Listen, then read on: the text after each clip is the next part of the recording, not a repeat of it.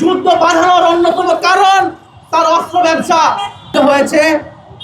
তার মূলে আমেরিকার সাম্রাজ্যবাদ এবং ইসরায়েলের জায়নবাদ, সেটা আপনারা সকলেই জানেন এবং আপনারা দেখছেন।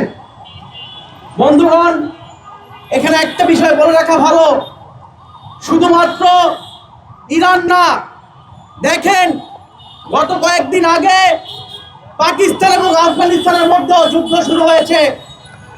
এই যে মার্কিন সাম্রাজ্যবাদ, তার অন্যতম এজেন্ডা সারা জীবন ছিল যুদ্ধ, দেশে দেশে যুদ্ধ বাঁধানো। এবং সে কেন যুদ্ধ বাঁধায়? যুদ্ধ বাঁধানোর অন্যতম কারণ তার অস্ত্র ব্যবসা। দেশে দেশে অশান্তি সৃষ্টি না হলে, দেশে দেশে গৃহযুদ্ধ না লাগলে, দেশে দেশে যুদ্ধ না লাগলে সে তার অস্ত্র বিক্রি করতে পারবে না।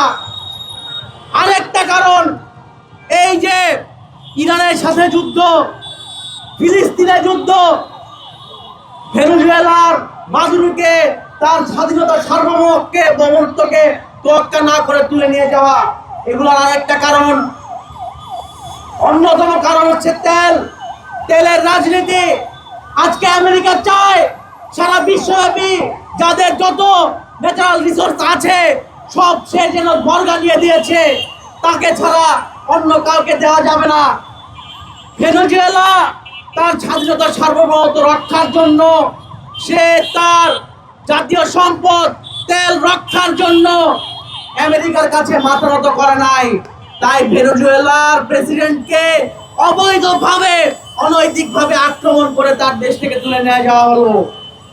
একইভাবে ইরান যত ধরনের সামরিক চুক্তি আছে, যত ধরনের জাতীয় সম্পদের আমদানি রপ্তানি আছে, সেই বাণিজ্যগুলো করে থাকে রাশিয়ার সাথে, সে বাণিজ্যগুলো করে থাকে চীনের সাথে। সেটাই আমেরিকার জন্য বড় সমস্যা। কেন আমেরিকার সাথে এই ধরনের চুক্তিগুলো করে না? সে ইরানের সাথে যুদ্ধ বাড়ালো। সবচেয়ে বড় কথা, ফিলিস্তিনে যে আক্রমণ, ফিলিস্তিনে যে হামলা, সেই হামলার বিরুদ্ধে ইরান দাঁড়ায়। সেই হামলার বিরুদ্ধে প্রতিরোধের জন্য ইরান ফিলিস্তিনের পক্ষে দাঁড়ায়। তাই ইরান আমেরিকার সবচেয়ে বড় শত্রু। এবং আপনি দেখেন, সৌদি আরব, সিরিয়া থেকে শুরু করে প্রত্যেকটা জায়গায় গৃহযুদ্ধের পিছনে আমেরিকা দায়ী। কেন গৃহযুদ্ধগুলো?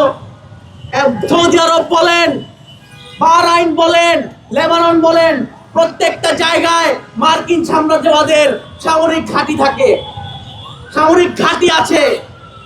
তার অন্যতম কারণ সেই দেশের তেলের যে সব ভান্ডার, সেটা যেন আমেরিকার নিয়ন্ত্রণে থাকে, জাতীয় সম্পদ যেন আমেরিকার নিয়ন্ত্রণে থাকে। গত পরশু ইরানের উপর যে আক্রমণ হলো, তা ইরানের স্বাধীনতা সার্বভৌমত্বের জন্য প্রচন্ড পরিমাণের হুমকি। শুধু ইরান না, সারা বিশ্বের সকল দেশের স্বাধীনতা সার্বভৌমত্বের জন্য হুমকি।